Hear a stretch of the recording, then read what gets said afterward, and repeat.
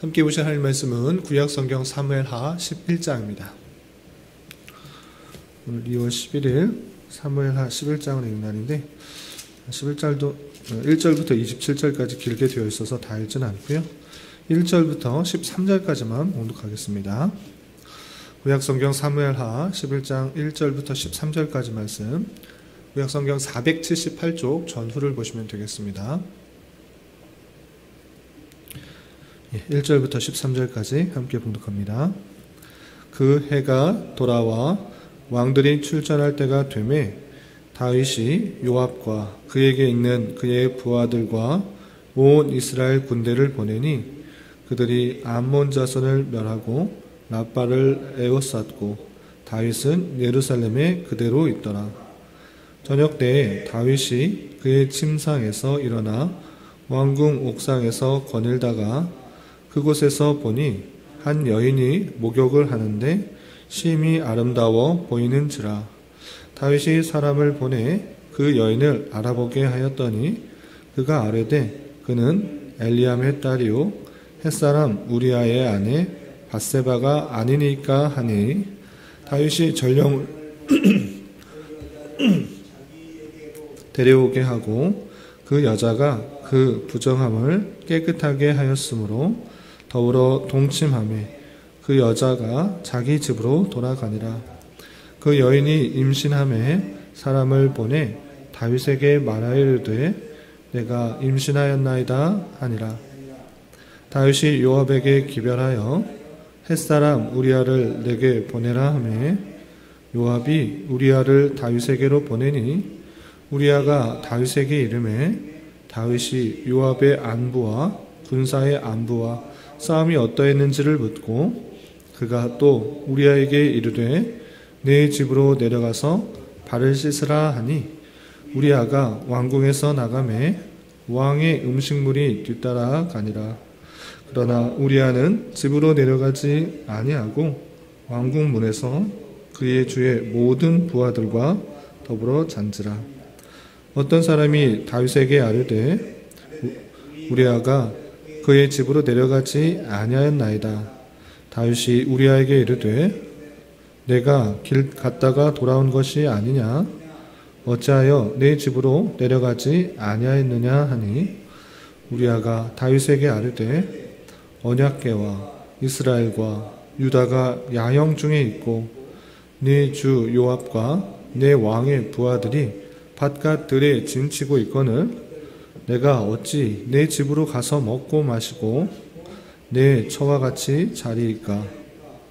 내가 이 일을 행하지 아니하기로 왕의 살아계심과 왕의 혼의 살아계심을 두고 맹세하나이다 하니라. 다윗이 우리아에게 이르되 오늘도 여기 있으라. 내일은 내가 너를 보내리라. 우리아가 그날에 예루살렘에 머무니라. 이튿날 다윗이 그를 불러서 그로 그 앞에서 먹고 마시고 취하게 하니 저녁 때에 그가 나가서 그의 주의 부하들과 더불어 침상에 눕고 그의 집으로 내려가지 아니하니라. 아멘. 예, 감사합니다. 오늘 말씀 읽기 본문은 사무엘하 11장입니다. 우리가 앞서서 사무엘하 1장부터 10장까지 쭉 읽었을 때 다윗의 긍정적인 면을 주로 다뤘습니다. 다윗이 왕으로 올랐을 때 가장 먼저 법궤를 다윗성으로 옮기는 일과 또 주변 여러 나라들과의 전쟁에서 하나님께서 함께 하심으로 말미암아 승리케 되는 일, 그리고 내부적으로 약속을 요나단과 했던 언약도 잘 지키고 또 공의와 정의로서 나라를 잘 다스리는 그런 긍정적인 면을 잘 살펴볼 수 있었습니다. 그런데 11장부터 나오는 그 말씀은 다윗의 범죄, 그리고 다윗의 범죄로 말미암아 겪게 되는 안타까운 일들을 계속적으로 서술하고 있습니다. 그렇다면 오늘 어떤 다윗이 오늘 말씀에서 다윗이 어떤 범죄를 저질렀는지, 그로 말미암아 어떤 일들이 일어나는지 좀 살펴보도록 하겠습니다. 우선 11장의 내용이 1절부터 27절까지 길게 되어 있어서 한 절 한 절 이렇게 설명해 드리면 시간이 제한이 될 것 같아서 간단하게 요약을 하고 핵심적인 부분만 나누도록 하겠습니다. 우선 때가 어느 때인가 라고 쓸 때 계속적인 전쟁이 일어나고 있던 때였습니다. 그래서 1절에서 보면 다윗과 요압 그리고 그의 부하들이 온 이스라엘들이 암몬과 또 전쟁을 하는 그런 때였습니다. 그런데 다윗은 그 전쟁에 참여하지 않고 궁에 남게 됩니다. 그리고 궁에서 가만히 옥상에서 보니까 옥상에서 볼 때 어떤 여자가 목욕을 하는 장면을 보게 됩니다. 그래서 그 목욕하는 여인이 누구인지 알아보게 하고 그 신하를 통해서 우리아의 아들 밧세바라는 것들을 알게 됩니다. 그런데 다윗은 그 여인을 불러오게 하고 그 여인과 동침하게 됩니다. 그리고 그 여인과 동침했을 때 그 여인은 임신을 하게 되는 일이 발생하게 됩니다. 그렇게 될 때 다윗은 그 잘못, 자신이 다른 여인을 임신시킨 것을 무마하려고 그 범죄 사실을 은폐하려고 또 다른 잘못을 하게 됩니다. 어떻게 하느냐? 우리아를 불러와서 자신의 잘못을 덮으려고 합니다. 전장 중에 있는 그 우리아를 밧세바, 자신의 아내와 동침하게 되면 자신이 간음하였던 그 장면을 은폐할 수 있으리라 생각하여서 자신의 죄를 덮고자 우리아를 전쟁에서 불러오게 됩니다. 그러나 그 우리아는 전장에서 불러와서 자기 집에 왔음에도 불구하고 자신의 아내 밧세바와 함께 동침하지 않습니다. 다윗은 왜 동침하지 않는지 물었습니다. 그러자 우리아는 다른 사람들이 다 지금 전장에 있고 지금 나 혼자 편하고자 그 전장에서 열심히 전쟁을 하고 있는 그런 사람들도 있는데 나 혼자 편하고자 아내와 잘 수 없다라는 것들을 하면서 다른 사람들과 함께 그 진영 밖에서 그 집 밖에서 숙박을 하는 그 모습을 보게 됩니다. 그래서 다윗이 어쩔 수 없이 오늘은 그렇게 하고 다음 날까지 내가 여유를 줄 테니까 편히 쉴 수 있도록 그렇게 하게 됩니다. 그래서 다윗은 다음 날 할 수 없이 그 우리아에게 술을 잔뜩 먹입니다. 잔뜩 먹여서 어쩔 수 없이 자신의 그 마음들을 추스리지 못하고 그냥 집으로 돌아갈 수 있게 그렇게 행하게 하려고 술을 많이 먹입니다. 그럼에도 불구하고 우리아는 그 집에 가서 자지 않고 그냥 다른 사람들과 함께 밖에서 진영에서 자는 그 모습을 보이게 됩니다. 하는 수 없이 그 다음 날도 집에 들어가지 않았다는 소식을 듣자 다윗은 그 우리아에게 편지를 하나 주게 됩니다. 그리고 이렇게 말합니다. 네가 이 편지를 가지고 다시 전장에 가서 요압에게 주어라. 그 요압 군사령관에게 주고 그대로 행할 수 있도록 전달해 주라. 이렇게 명령을 하게 됩니다. 다윗이 전해준 그 편지에는 어떤 것들이 있었는가? 요압에게 명령하고 부탁한 내용이 있었는데 그것은 다른 것이 아니라 전장에 나가서 우리아와 함께 전장에 나가서 우리아는 그만 앞으로 나가서 싸우도록 하고 나머지는 뒤로 되돌아와라 라고 말하게 됩니다. 그 내용이 무슨 뜻입니까? 우리아를 전쟁에서 죽이라 라는 그런 뜻이었습니다. 그 이야기를 듣고 요압은 어쩔 수 없이 그 왕의 명령에 순종하여서 그 모압과 전쟁을 하게 됩니다. 그리고 그 전쟁에서 승패하는 상관없이 명령에 순종하기 위해서 우리아는 그 앞에 전장에서 싸우도록 놔두고 나머지는 되돌아오게 됩니다. 그래서 그 우리아와 함께 또 여러 명의 군사들이 함께 죽는 일을 발생하게 됩니다. 그리고 그 모든 사실들을 요압은 부하를 시켜서 왕에게 알려주게 됩니다. 왕이 명령한 대로 우리아가 죽었고 또 그와 함께 여러 사람들이 함께 죽었습니다라는 이야기를 그 시야를 통해서 왕에게 전달하게 되고 그 왕은 그 모든 사실을 전달받게 되고 그리고 그 전달해 주던 신하들에게 걱정하지 말라. 전쟁에서 죽는 일들은 어떤 전쟁에도 있는 일이니까 너무 걱정하지 말라고 요압에게 전달하더라고 이렇게 하게 됩니다. 그 일들이 있은 후에 하나님께서 그 마지막 절에 이 모든 다윗의 행위를 어떻게 평가하셨는가? 27절 마지막에 보면 이렇게 되어 있습니다. 27절 보면 다윗이 행한 그 일이 여호와 보시기에 악하였더라 이렇게 되어 있습니다. 10장까지는 다윗이 하나님과 동행하며 많은 선한 일들을 했지만 오늘 말씀에 있어서 다윗이 범죄, 우리아의 아내 밧세바를 범한 일뿐만 아니라 그곳으로 그친 것이 아니라 또 덧이어서 충신이었던 하나님의 나라 이스라엘을 굳게 잘 지키려고 하던 그 우리아까지 죽이게 되는 그런 범죄를 저지른 모습을 보시고 하나님께서 보시기에 악하였다라고 평가하는 말씀이 나옵니다. 그런데 이 말씀에서 다윗이 왜 범죄했을까? 어떻게 범죄하게 되었는가? 그 내용을 좀 생각해 보며 우리에게 적용했으면 좋겠습니다.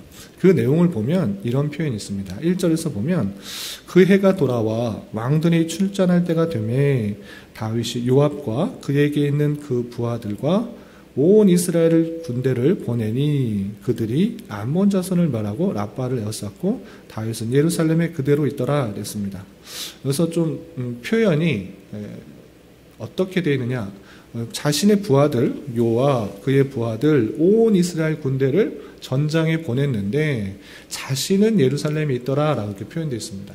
왜 그렇게 되어 있는가? 모든 사람 보내고 다윗은 혼자 있는 그 모습을 볼 수 있겠습니다.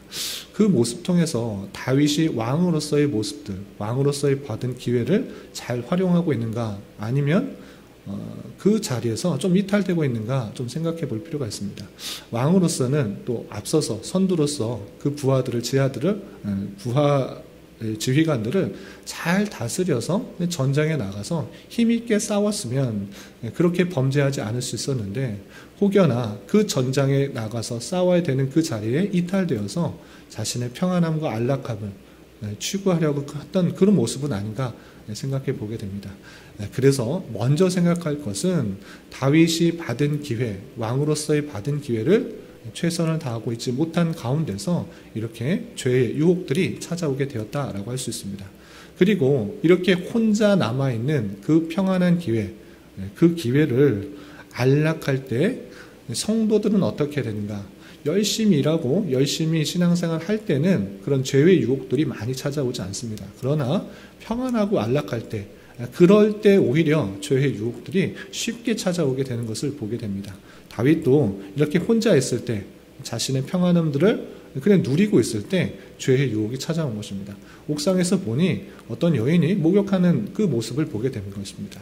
그럴 때 자신의 죄의 유혹들이 있을 때 그것을 물리치지 못하고 그 여자를 데려와 동침하게 되는 그 잘못을 범하게 됩니다.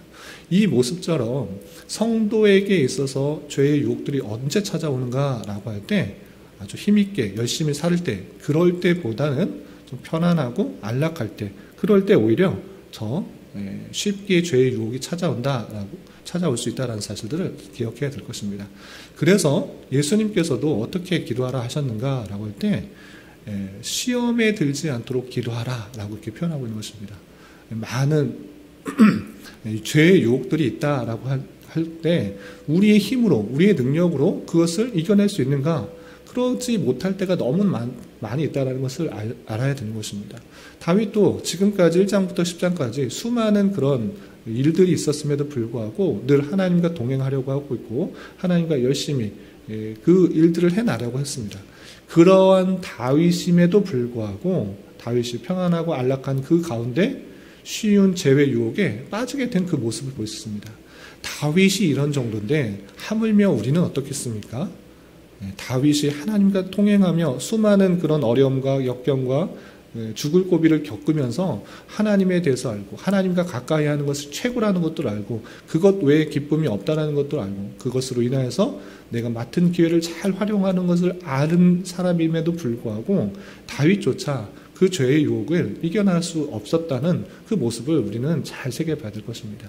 이런 모습을 알아 우리도 언제나 죄의 유혹에 노출되어 있고 쉽게 죄에 빠질 수 있다는 것들을 기억하면서 늘 하나님 앞에 의지하고 하나님 앞에 기도하고 죄에 빠지지 않도록, 죄의 유혹에 빠지지 않도록 더욱더 힘써야 될 것입니다.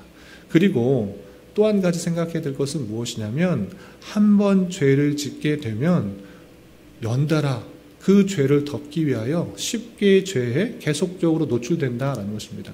다윗도 그 한 번의 그 죄를 그냥 없애기 위하여, 무마하기 위해서 아무런 죄가 없는 그 우리아를 죽이는 일까지 그 일들을 벌이게 된 것입니다. 자기가 직접 죽이지는 않았지만 죽이도록 그렇게 명령을 하게 된 그 모습을 보게 됩니다. 처음에는 그냥 자기 죄를 덮으려고 우리아를 끌어들이려고 했지만 그 일이 되지 않자 요압 군사령관에게 이 사람을 전쟁에 나가서 죽이라고 하는 그 잘못까지 범하는 그 모습을 보게 됩니다. 이러한 것처럼 한 번 죄에 노출이 되면 그 죄를 덮기 위해 여러 죄들이 뒤따라올 수 있다는 사실들을 기억하면서 죄의 심각성, 죄의 피해들을 더욱더 경각심을 갖고 살아가야 될 것입니다. 이런 말씀을 대하면서 우리에게 노출되어 있는 그런 죄가 무엇인가 생각해보며 그 죄에 빠지지 않도록 더욱더 하나님 앞에 매달리며 기도하며 또 살아가야 될 것입니다. 그리고 그 죄가 계속적인 범죄로 이어지지 않도록 죄를 단호하게 끊고 하나님 앞에 나아가서 회개하며 또 하나님의 은혜를 구하고 하나님께 용서를 구해야 될 것입니다. 성인이었던 정말 하나님과 동행하였던 다윗조차 완벽하지 않고 죄에 노출되고 죄에 빠지고 많은 범죄들을 저지르게 되는 그 연약함을 보면서 우리 또한 그런 연약함 가운데 있다라는 사실들을 기억하며 하나님 앞에 죄를 짓지 않도록 더욱더 노력해야 될 것이고 또 하나님께 기도하며 살아가야 될 것입니다.